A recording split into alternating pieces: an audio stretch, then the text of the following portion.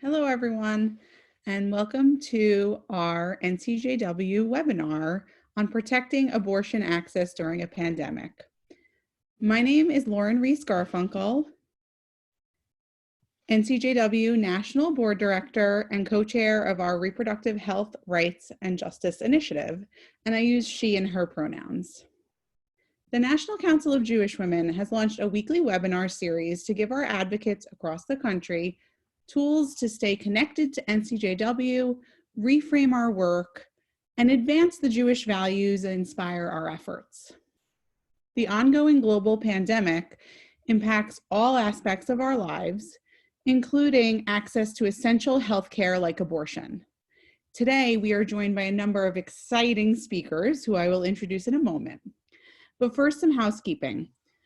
Everyone's mics are muted and cameras are turned off in order to keep the focus on our speakers. Feel free to write questions down or drop them in the chat box as we go. Our agenda is tight and we only have a limited time for Q&A.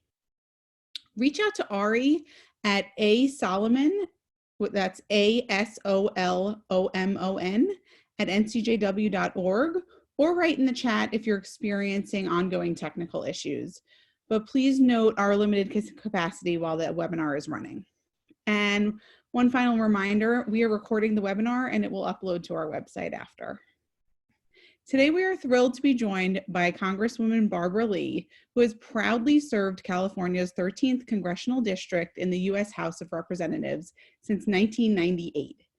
She is a senior member of the Appropriations and Budget Committees, where she serves as vice chair of the Appropriations Subcommittee on State, Foreign Operations, and Related Programs, and the Labor, Health, and Human Services, Education, and Related Agencies Subcommittee. Congresswoman Lee has been a long-standing champion for reproductive justice and gender equality. During her second term in the California State Assembly in 1993, Lee introduced a bill to increase sentences for anti-choice protesters blocking access to abortion clinics, which was signed into law. Lee currently serves as co-chair of the Pro-Choice Caucus, where she works to protect and advance access to comprehensive reproductive care for people around the country. In addition, Lee is the author of the Equal Access to Abortion Coverage in Health Insurance, which is called the Each Woman Act, first introduced in 2015. This bold legislation would end the discriminatory Hyde Amendment and ensure everyone has access to the full range of reproductive care, including abortion, regardless of their race, wealth, or zip code. As the sponsor of the Real Education for Healthy Youth Act, Congresswoman Lee is fighting to make sure young people have the access they deserve to comprehensive, age-appropriate, developmentally, and culturally appropriate sex education so they can make informed and responsible decisions. Additionally, in her role on the SFOPS subcommittee, Congresswoman Lee has fought hard to make reproductive rights a reality around the world by fighting to end the global gag rule and ensure funding for the UNFPA. Congresswoman Lee also co-founded and co-chairs the bipartisan Congressional HIV/AIDS Caucus and has co-authored every major piece of HIV legislation since entering Congress. She is a former chair of the Congressional Black Caucus and co-chair of the Congressional Progressive Caucus. As a member of House Democratic leadership, she serves as co-chair of the Democratic Steering and Policy Committee and chair of the Majority Leaders Task Force on Poverty and Opportunity, among other leadership roles. With that, I am honored to welcome Congresswoman Barbara Lee. Hey, Lauren, Congresswoman Barbara Lee is trying to get set up. Perhaps we can move on to our next speaker and then we'll come back to her when she joins us on the webinar. Thank you. Okay. Well, moving on then to the next intro. Now, I'm delighted to introduce Elise Hogue, president of NARAL Pro-Choice America, who will discuss state efforts to restrict abortion access as non-essential and medically unnecessary in the midst of a public health crisis with NCJW CEO Sheila Katz. When Elise took the helm of NARAL Pro-Choice America in 2013, she got right to work, boldly pushing the national conversation around reproductive freedom and centering the ability to decide if, when, and how to raise a family as an issue fundamental to societal equity. Under her leadership, NARAL cemented its role as an organizing powerhouse, tripling its membership to 2.5 million people, advancing state and federal legislation to protect and expand abortion access, and fighting an unprecedented wave of abortion bans at the state level. A lifelong activist and organizer, Elise is an expert in organizing and mobilizing grassroots support around social justice issues, including reproductive freedom, climate change, and media reform. Her commentary has been featured in the Washington Post, HuffPost, The Nation, Cosmopolitan, and Elle. She is a frequent guest in the media, appearing as a progressive pundit on MSNBC, CNN, and NPR. Elise holds a Master of Science from the University of Michigan and a Bachelor of Arts from Vassar College. Sheila and Elise, the floor is yours. Great. Hi. Can everybody see me? Hopefully. Yes. Hi, Elise. How are you? Are you there? I'm good. It says I can't actually start my video because the host stopped it. So somebody else needs to turn my video on, but hopefully you can hear me. Great. Well, hopefully somebody will get that. There we go. Hi, Elise. Hi. Thank you so much for being here. And thank you to everybody on the call. We have several hundred people here. Most are coming from NCJW sections who do statewide advocacy and local work. So we'd love just to dive in and start with you telling us a bit more about what's going on with reproductive freedom at the state level. Like, what's the ongoing situation and what can folks do about it? You know, just a light question. Yeah, right. Well, first of all, thank you so much for having me. I am a big fan of NCJW. My mother is an NCJW member. I have not seen her log on to the call yet, but I do see a lot of people from my home state of Texas, and it's an honor to be on with all of you and Congresswoman Barbara Lee, who is a hero, Alexis McGill-Johnson, and of course, Rabbi Danya Rotenberg, who is one of my favorite people to follow on Twitter. So if you're not following her, please do. Look, I mean, there was already, as your members probably know, an all-out assault on abortion access at the state level before the pandemic hit. And it, appears by all evidence that COVID just offers the anti-choice movement another opportunity for them to advance their agenda. So we've had a dozen states try to close clinics in the wake of COVID using the sort of excuse that it is not a necessary medical procedure. It is, in their terminology, elective. We do not consider it that. It is an essential healthcare service. I'm sure Alexis will talk more about that, but on that, we are in good company with the American College of Obstetricians and Gynecologists, and even the American Medical Association really condemned what they are doing here. A dozen of those states have actually already in 2019 attempted or done many of the things to chip away or completely try and ban abortion in those states. And in about a half dozen of those states, with the caveat that I am not a litigator, although I love our litigators, they're at various stages of litigation. And nowhere has it been more of a roller coaster ride than in my home state of Texas, where as it wended its way through the courts, it was like clinics could reopen. Oh no, they're closed. Oh no, we can do medication abortion. They just came, the Fifth Circuit just vacated a previous ruling. I'm probably using the wrong terms. That means that the Supreme Court will not end up weighing in on this one. But let me just tell you a little bit about what that does, to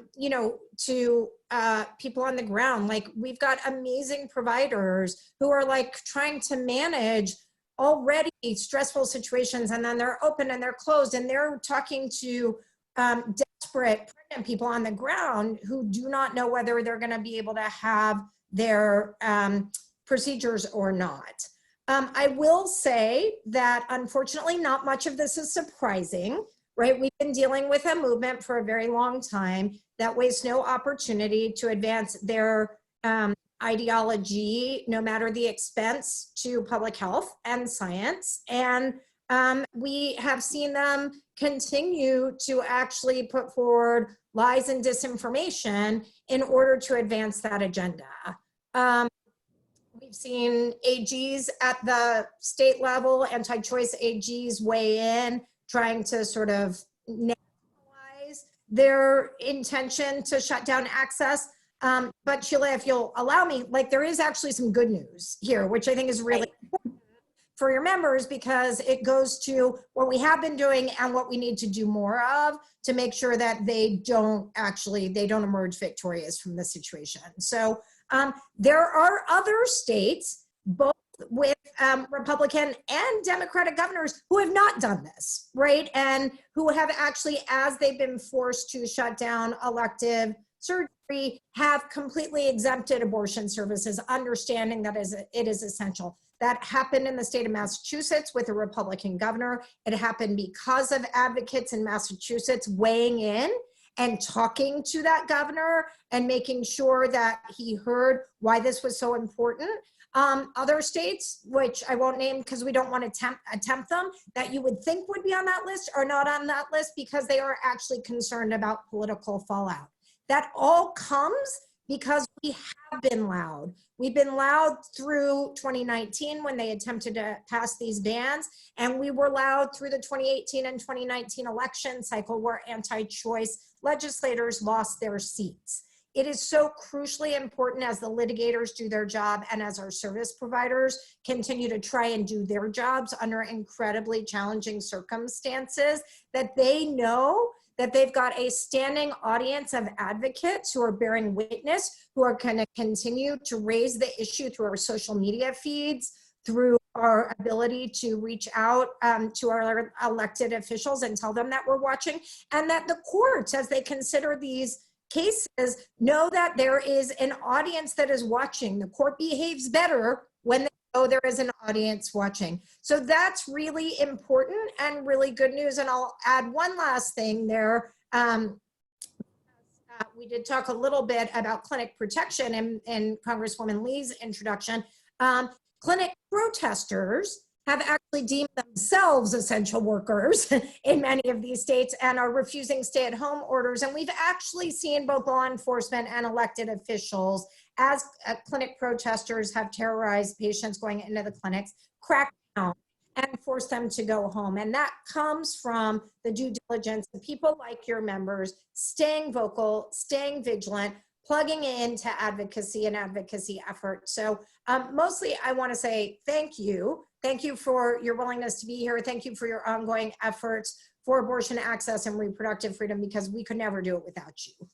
That's so good. Thank you, Elise. And it's good to hear some positive news and to hear the impact that everyday people can have by just being loud and paying attention and not closing their eyes to what's happening. Just a quick follow-up question, because we've been hearing so much about governors leading the charge here, and that's really what seems to have been really making the news. And I'm curious if you could just dig deep a little bit on what's going on the state level with lawmakers and whether you're seeing them play an important or critical role in protecting or restricting abortion access. Yeah, absolutely. That was a piece of the good news that I left out. It's not just the active attempt to shut down abortion access through these opportunistic campaigns in the states. There's the refusal to use sort of common sense science and lift existing restrictions. The most notable one being the ability to use telemedicine, which now is a real present thing in people's lives with COVID, right? Lots of people are talking to their doctors on the phone, on Zoom.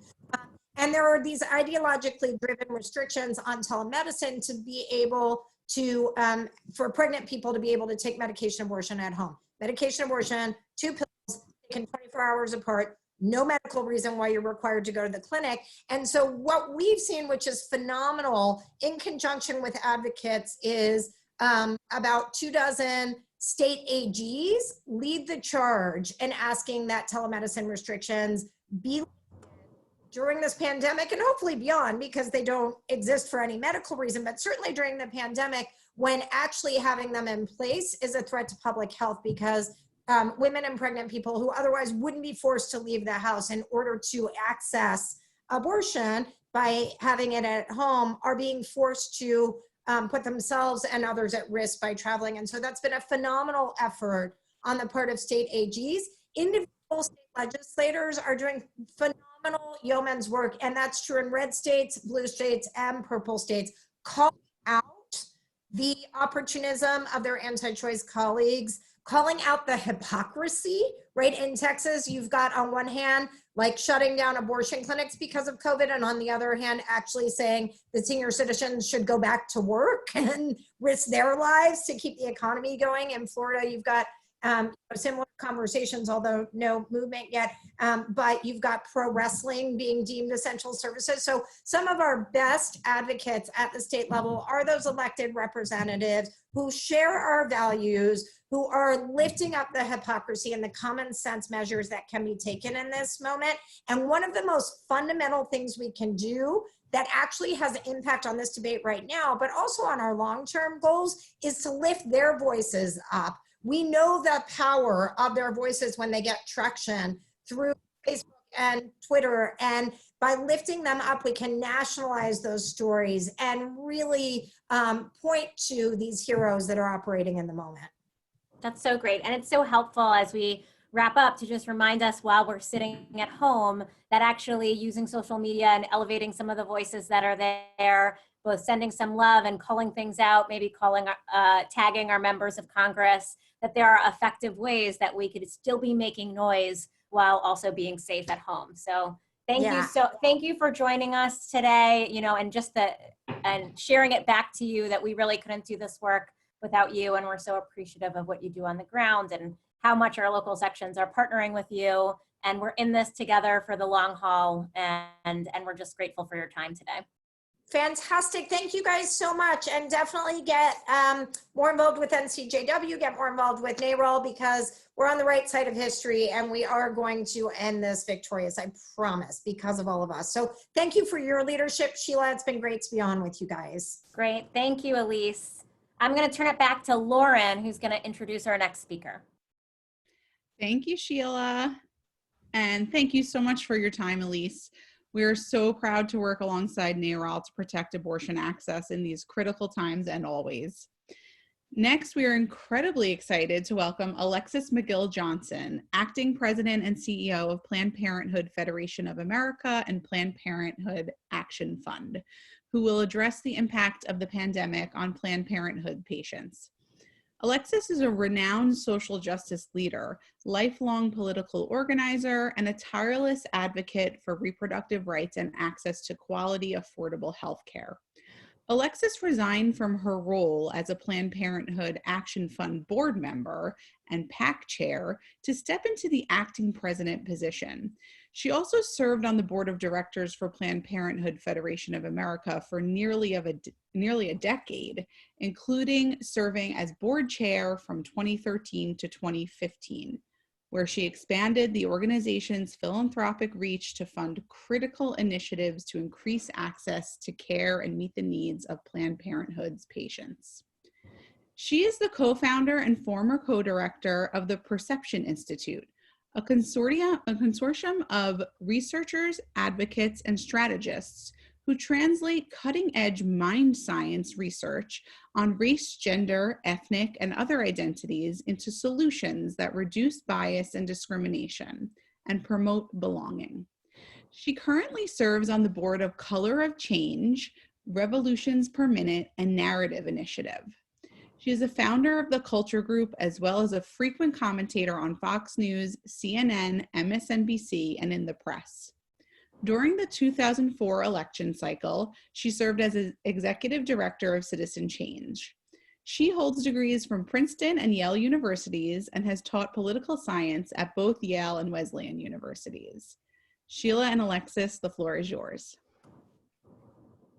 Great. Thank you, Lauren. Let's see. Hey. Hi, Alexis. How are you? Can you hear me? Okay, I'm starting my video. Great. Hi, good to see you. You too. You too. Wonderful. Thank you again for being here with us. We know it's such a busy time. So we'll just, I know we only have like 15 minutes or so I'm going to jump right in. With everything going on in Congress and in the states, as we just heard, Can you tell us a bit about what's happening on the ground for patients and what folks on this call can do about it? Yeah, absolutely. Thank you so much to you, Sheila, and to Lauren for the introduction. It is a, we are all here tuning in from wherever we are, hunkered down, and we can only imagine just what it is to get our basic, lives together, our kids in Zoom school, our meals organized, and yet what we are hearing across the country and what Elise just spoke to is about these crazy executive orders. The politicians have decided in the middle of a pandemic that now was the right time to just use this pandemic to ban abortion. And so what's happening on the ground, as she alluded to late last night, the Fifth Circuit actually reversed itself. We're going through complete whiplash here. Instead of allowing the governor to ban abortion, today people in Texas can get medication abortion. And those who would be past the state's gestational limit when the order lifts can get surgical procedures. And so that's a huge, momentary victory that we should, take a pause on. It has been, again, whiplash back and forth over the last 10 to 12 days or so. And that means, our Planned Parenthood providers, our independent providers have been over the last couple of weeks, calling and rescheduling and canceling appointments all day.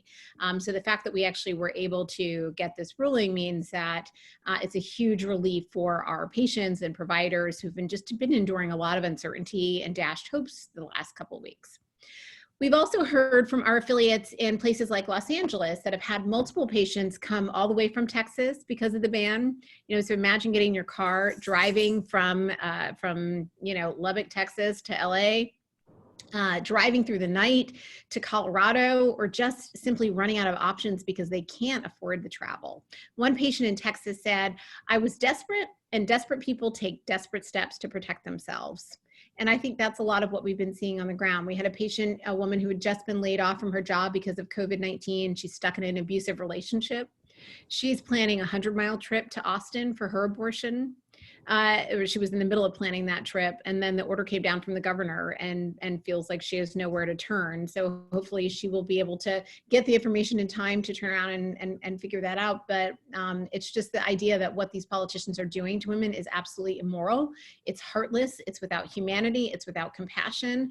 Forcing someone to drive several hundred miles in a pandemic is not, it's not consistent with principles of faith. Yeah. So far, Planned Parenthood are coalition partners who represent independent abortion providers, the ACLU, the Center for Reproductive Rights. We've had to take 8 states to court. First, it was Texas, Ohio, Iowa, Oklahoma, Alabama. This week, providers needed to go to court in Arkansas, Tennessee, and Louisiana. And I've been watching all the people kind of announce themselves across your own federation to see, tuning in to hear about it and to see the impact everywhere. Because we know, as Elise said, abortion is essential health care. Birth control is essential health care. STI testing and treatment is essential health care. And it's not just essential, it's also time sensitive. And people are not going to wait. They're going to take matters in their own hands. And so one of the reasons I'm really grateful to be with you all right now is because we don't talk often enough about the access to sexual and reproductive health care as a moral imperative, right? We talk about these things in terms of empowerment and autonomy, and those things are great, and we need those things, but we also need to be able to exercise our own conscience, including when it comes to abortion. And I love how, the framing of abortion being not only consistent with the Jewish faith, but also many faith traditions, because we know that the 1 in 4 women in this country who have an abortion come from all faiths. Most of them are already moms. Most of them are making decisions about taking care of their families, their communities, and themselves. And then in the noise of this, we sometimes lose the fact that providing this care and making sure it's accessible to every person is actually the moral thing to do. It's the compassionate thing to do. And I think right now we know we need more compassion, than ever. Yeah, well, we clearly agree with you, and thank you for painting the picture. I mean, it's a hard picture right now of what it's like for people to gain access in states where they're being deprived their constitutional, moral right, et cetera. And it's something that we all need to know about. So we're appreciative of you giving an insight to what's happening on the ground. I'm curious, you mentioned medication abortion, and the case in Texas is specifically focused on medication abortion services, which we know are also subject to restrictions from the US Food and Drug Administration, the FDA. And so can you just, for folks on this call, explain why these restrictions are unnecessary, is what I'm assuming you're going to say, and why we should be focusing on expanding access via telehealth or telemedicine in this time? Yeah, absolutely. We need more access. Like, things are not changing because of a pandemic, right? People, quite frankly, are still having sex. They're still having engaging with one another when they can. They are, they still are in need of STI testing. They're still in need of access to safe and legal abortion. And so, the work that we should be doing inside of a pandemic is actually expanding access, not restricting it. And so today we actually just launched our own telehealth strategy here, in large part because I think one of the things that COVID has done is it's actually just made clear how challenging the public health infrastructure is already, right? I think some of the disparities that we've seen in the response to COVID and who is being impacted by access to treatment, the point of a public health care infrastructure is actually to take care of those who are most marginalized. And, we've been part of the public health system now for more than a century, and we're really proud of that role, but COVID has really driven home how that's actually not working. And we've seen like those who have access to healthcare and those who don't. And so we've been, we were able to expand and announce expanded telehealth services today in all 50 states by the end of the month, which will include access to birth control, STI testing, gender affirming care, UTI screening, PrEP, emergency contraception, and then also some health centers being able to offer counseling and follow-up for abortion services through telehealth. And the idea, and it's kind of a wraparound way of kind of like expanding the conversation, to include everything, including abortion, because, we know that, as, Elise also made the point that, essentially abortion itself is a very safe medical procedure. And access to Medicaid abortion, which happens oftentimes early on in a pregnancy, means that someone is really just showing up. All of the things that you can do in terms of doing your screening on via telehealth, in terms of getting the follow-up care also via telehealth.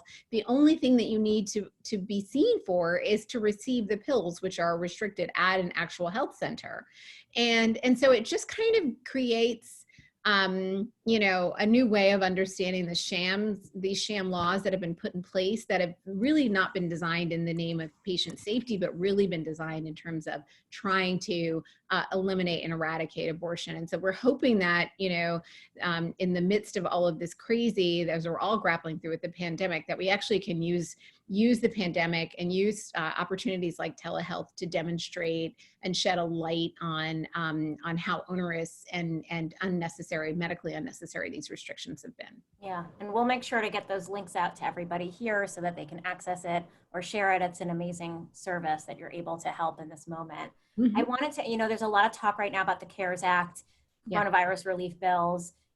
Congress is considering the fourth phase of federal coronavirus response legislation.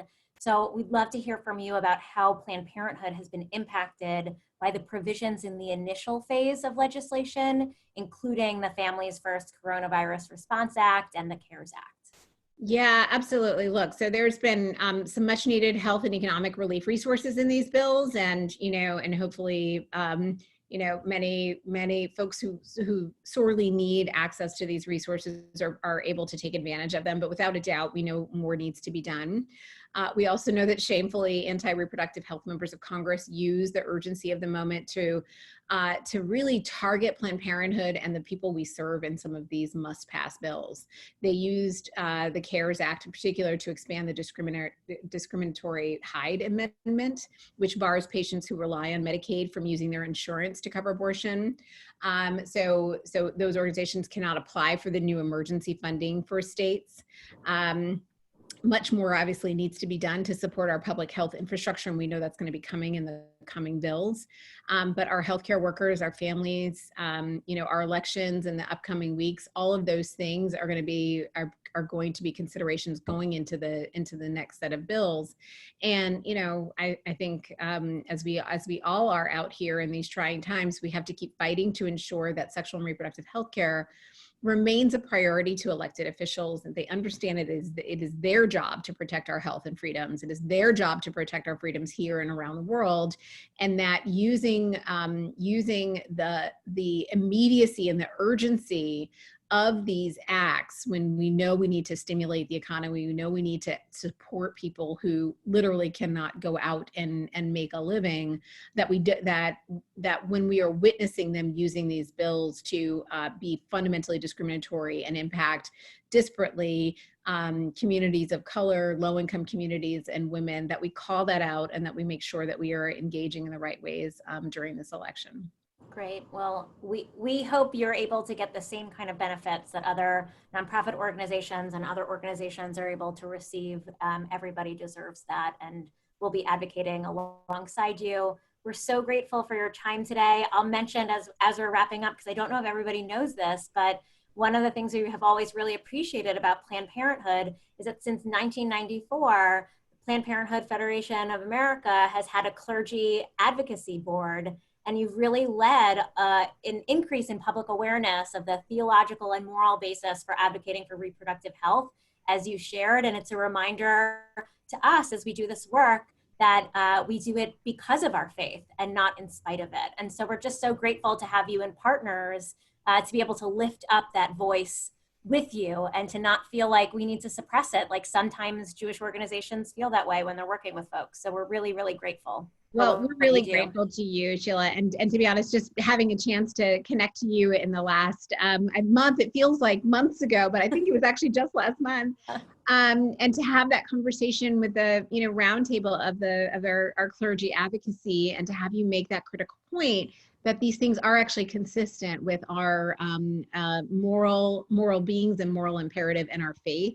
That has been such a clarifying moment for me. And so I'm really grateful for the work that you are doing, and continue to be inspired by your leadership. Thank you. Great. Thank you so much for being here, Alexis.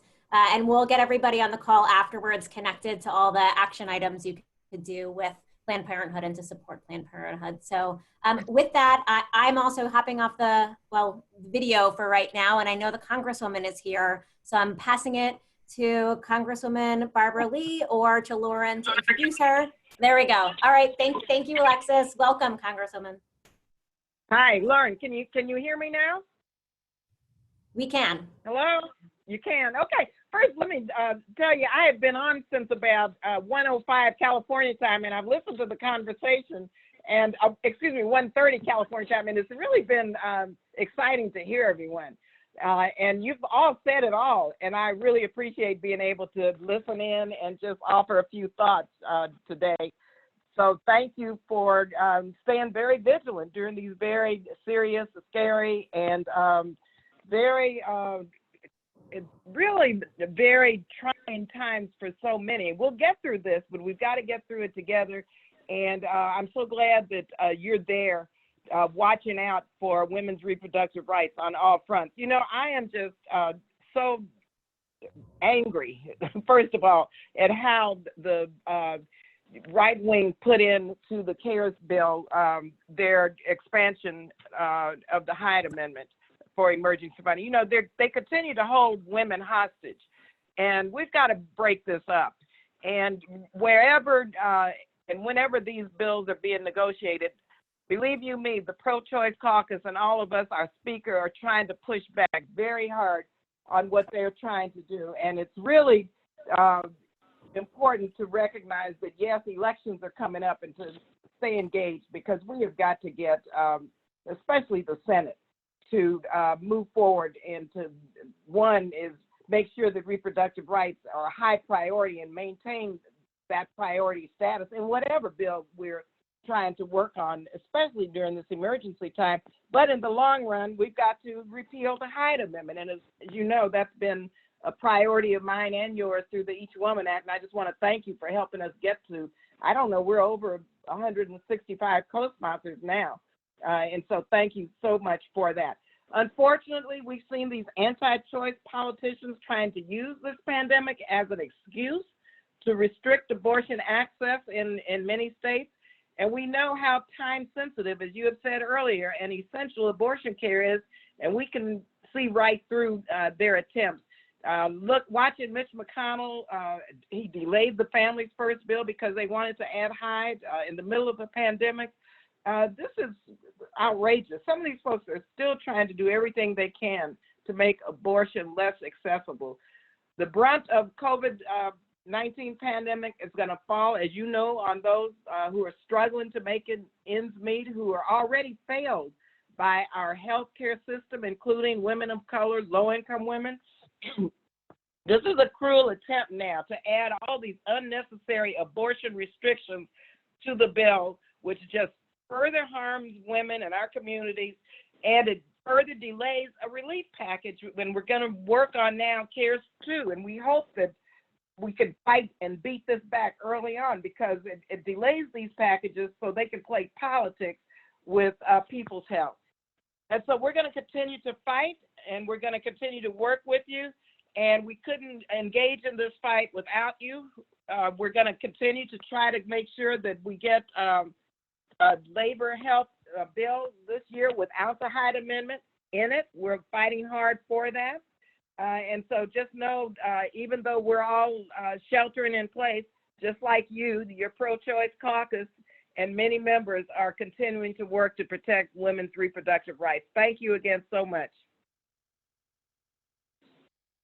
Thank you so much, Congresswoman Lee. We really appreciate you coming on the call, and we thank you so much for your time. We could not be more grateful for your longstanding leadership in the fight to end the discriminatory Hyde Amendment, and for your continued service during these unsettling times. Thank you so much.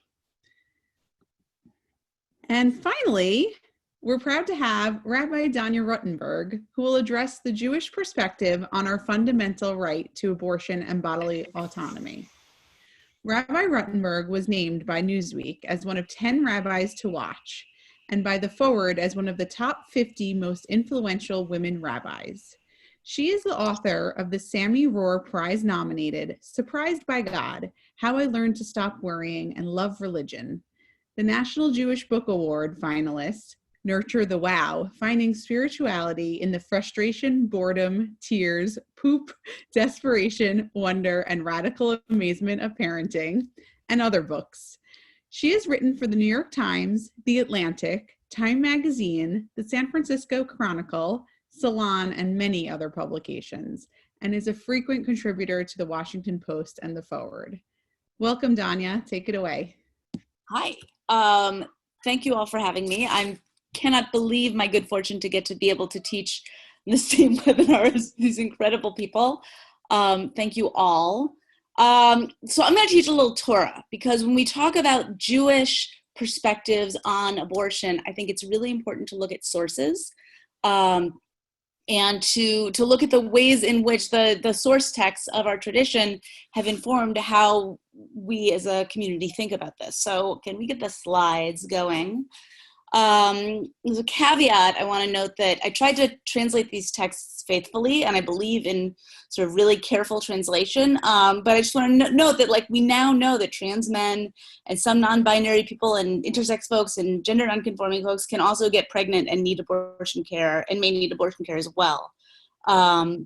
This isn't a comprehensive deep dive, but I wanted to at least share a couple key texts.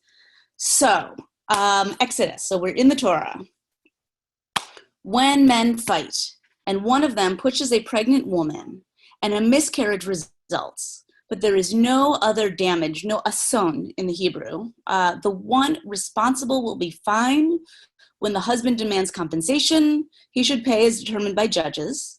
But if an ason ensues, then the penalty shall be life for life, eye for eye, tooth for tooth, hand for hand, foot for foot, burn for burn, wound for wound, bruise for bruise, which yeah, there's a lot going on here. So was the situation, right? We've got two people are fighting. There's a pregnant woman standing nearby. She accidentally gets pushed and there's a miscarriage, right? But if there's no other ason, no other damage, then it's only monetary compensation. But if there is a damage, right? If there is an ason, then it's life for life, right? Then if she dies, then somebody gets the death penalty. If her eye is accidentally poked out, then somebody else's eye is poked out. It's very gruesome and brutal in terms of the framework of punishment. It was a huge leap forward in terms of ancient Near Eastern codes, where, you know, you accidentally kill my wife, so now I'm going to kill your whole family, or you poked out her eye, and so we're going to kill you. And so this was a step forward, but and then in the Talmud they say, you know, obviously that we mean monetary damages, not actual literal eye for an eye. But the bottom line here is that we're only talking about a capital punishment. We're only talking about a punishment for murder in a case where the pregnant person dies, right? If there's a miscarriage, what happens is monetary damages, because a fetus, the loss of a fetus is not considered murder, right? It's not murder. And this is really, in a lot of ways, the core text for how Judaism thinks about this, right? A fetus is not a person, does not have the status of personhood. Something really important to note about this is that actually you will see anti-choice activists who are coming out of a usually Christian framework will sometimes cite this text as a proof text for their views, and it's based on a mistranslation of this word ason. That's why I highlighted it. The people who translated the Bible, the Torah, into Greek, actually, instead of ason is disaster or calamity or harm, they translated it as from the image. And I can get into the very nerdy why they probably misunderstood. They confused ason with soma, whatever. But Christians look at this passage and they say, oh, well, if the fetus was formed, that it wasn't formed, then it's this. And if the fetus was formed, then this happens. But it's a total mistranslation, right? Basically, the bottom line here is that the fetus does not have the status of personhood. So that's step one. Should we move to the next slide, please? Okay, now we're getting into the Talmud. We're going to look at a couple of quick Talmudic texts. If she is found pregnant, until the 40th day, it is mere water, meib alma, right? If there's they're talking about sort of the status of sort of ritual purity and all of that. We don't need to get into the details of why they're talking about it, but the bottom line is that, life does not begin at conception in the rabbinic worldview. This is the Talmud. This is the cornerstone of Jewish textual tradition. And yeah, miscarriages were probably pretty common in the ancient Near East as now. It's not a big deal. Next text. And then they're talking later about another issue elsewhere in the Talmud. We're not going to enter the whole back and forth, but then somebody says, well, what's the reason for Rabbi Yehuda Hanassi's position? He holds that a fetus is considered as its mother's thigh, right? The fetus is part of the pregnant person's body, right? Again, it's not considered independent of the pregnant person, right? What she needs to do to take care of her body is her business, but it's a body part, right? Just as, your appendix might be. And it's an extension of the person. So again, the stuff we have in our sort of national discourse that's informed from a very specific Christian lens, that the fetus is somehow its own independent thing, it just doesn't exist in Judaism. It's like, who are we concerned about? The pregnant person and their needs. Next slide. This one is a little bit graphic. I just want to flag that. If a woman was having trouble giving birth, so this is the Mishnah, first of all. The Mishnah is the oral tradition that got written down around 200 CE and is the basis of the Talmud. So she's having trouble giving birth. They would cut up the fetus out inside her and take it out limb by limb, because her life becomes before its life. And then if most of it had already come out already, they do not touch it, because we do not push off one life for another. So if she's in labor and her life is in danger, then they perform what we would call, very, very late stage abortion in order to save her life, because her life comes first. And only when, if like at birth, then the fetus is then considered viable. There are other texts that talk about this also, that talk about basically like if the baby's head is out, then it's considered another person. But until then, that fetus is part of the pregnant person, and the needs of the pregnant person come first, always. And so then what does this look like in Jewish law? Let's keep going. So this is then, we have these basic concepts I just sort of shared. These are the sort of textual building blocks. And now we jump into the 20th century. And we take some of those conversations, and it boils down into things like mental health risk has been definitely equated with physical health risk, right? The woman in danger of losing her mental health unless the pregnancy is interrupted would therefore accordingly qualify for an abortion, right? This is 1913. Next text. I'm just going to burn through a couple of these quickly, and this is the last one. This permissive ruling. So this is Rabbi Eliezer Waldenberg, who was an ultra-Orthodox decisor of law in Israel in the second half of the 20th century. He's one of the great Jewish legal minds on medical ethics today, or today, he died a few years ago, but this permissive ruling applies even when there is no direct threat to the life of the mother, but merely a need to save her from great pain, which falls within the rubric of great need. So, this idea that, once again, whose needs count is the needs of the pregnant person, and that those needs are not only, everybody in Jewish law says definitely if it's in order to save her life, right? If it's an issue of major physical safety and health, there's kind of no question, and abortion is often required in that case, because we do everything to save lives. But that even in the realm of it's not a life or death situation, there's an understanding that the fetus is part of the pregnant person's body, that life does not begin at conception, that abortion is not murder, and that great needs, the mental health needs, and it's been understood been understood very, very broadly, that matters, and that the pregnant person's psychological well-being, mental well-being, their needs are paramount and should be treated as such.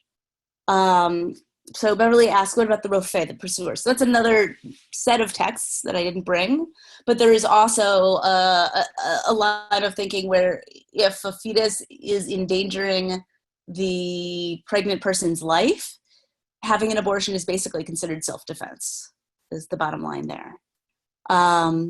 So yeah, those are just a few quick notes on how important it is for us all to be protecting our reproductive rights, both from a human rights standpoint and also a religious freedom one. So questions, I think, for me, or I'm not sure who else is on.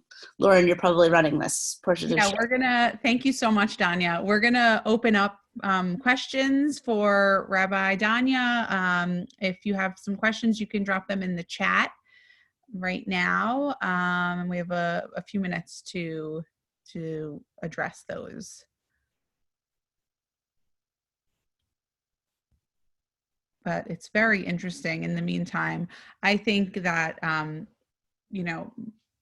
the more we can get our interpretation out to other non-Jews in society, the more impact we can have. How do you see us maybe being able to do that, Danya?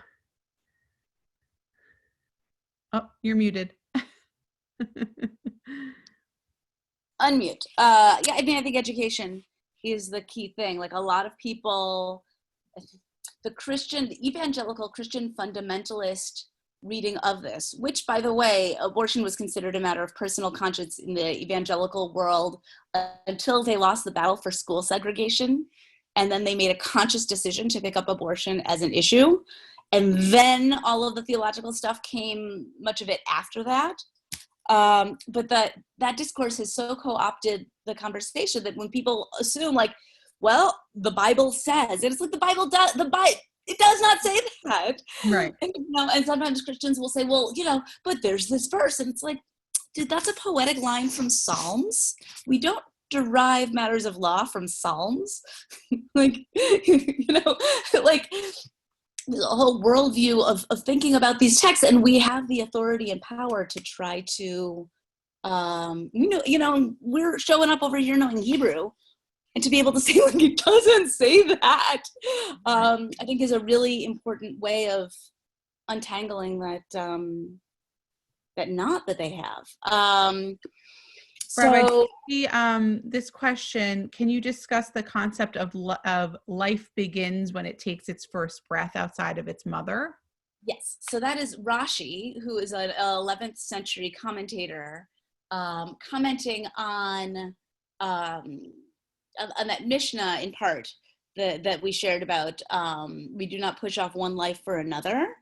And the word that's used for life is nephesh, which is also soul, and also it sort of connects to the sense of breathing.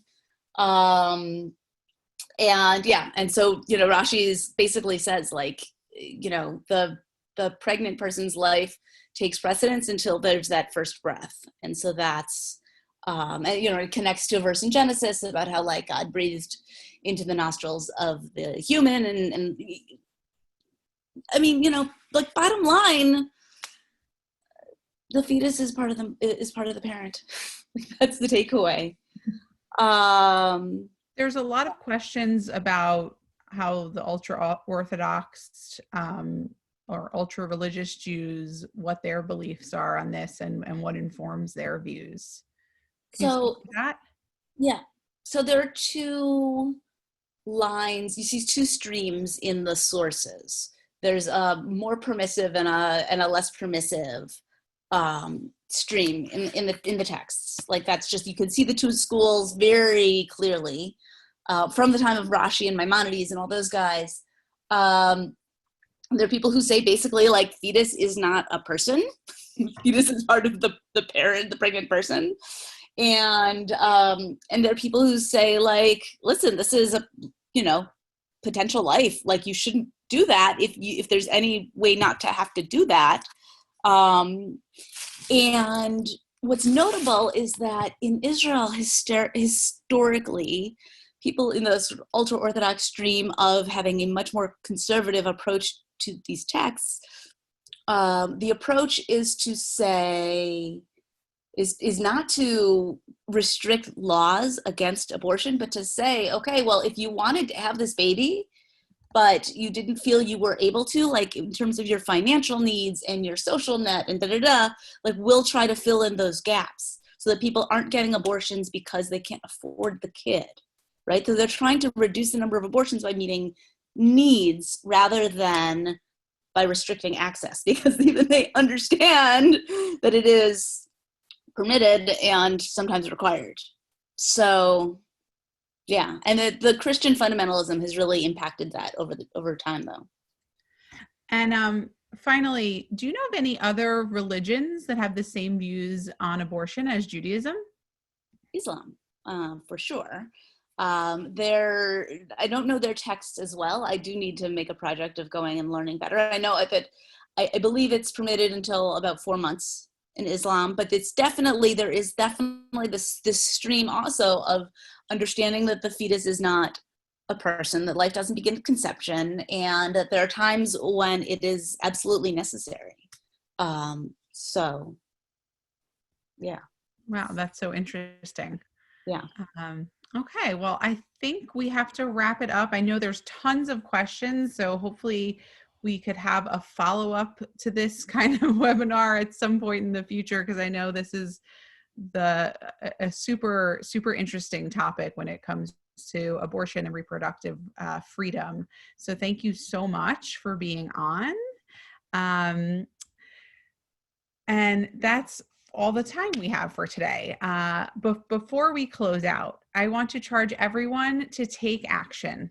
Please use NCJW's petition to urge lawmakers to include our priorities surrounding reproductive health rights and justice, healthcare, economic justice, voter engagement, domestic violence, and all of the issues we care about in the next phase of coronavirus response legislation. We also encourage you to share our #AbortionIs campaign on Facebook and Twitter and Instagram to say loud and clear that abortion should be protected in this critical time and always. On that note, the clinics and health centers providing critical sexual and reproductive care on the front lines and the organizations providing the funds necessary to access this care need our support. Please visit www.plannedparenthoodaction.org/abortionisessential to find out more about what you can do. And we'll send out these links also after. Right now, it's also absolutely essential that the FDA lift medically unnecessary restrictions on mifepristone to address the crisis of abortion access during this pandemic. Continuing to restrict a safe, effective medication is a cynical, politically motivated move. It's only intended to further the anti-choice movement's ultimate goal of banning abortion and controlling our bodies. Go to prochoiceamerica.org to add your name in support now. And finally, get excited for next week's NCJW webinar, Direct Services in the Age of Coronavirus, facilitated by NCJW Board Director Rabbi Lori Kaufman, featuring Sheila Katz, National Council of Jewish Women CEO, Cindy Greenberg, Repair the World CEO, and Ruth Messenger, Global Ambassador to American Jewish World Service. The need for social distancing has pushed direct service providers into uncharted territory. On the one hand, it is imperative that we remain home. But on the other, there are still needs to be met and people who will suffer if on-the-ground volunteers don't show up. Particularly on Yom HaShoah, Holocaust Remembrance Day, it is vital to consider how we can live out our obligations to one another, even at this time. Thank you so much to all of our speakers, Congresswoman Barbara Lee, Elise Hogue, Alexis McGill-Johnson, and Rabbi Danya Rotenberg for sharing their expertise. And thank you for choosing to spend your time with us today. I hope you and your loved ones are staying well, or if not, are able to get the care they need. Thank you so much and have a great evening.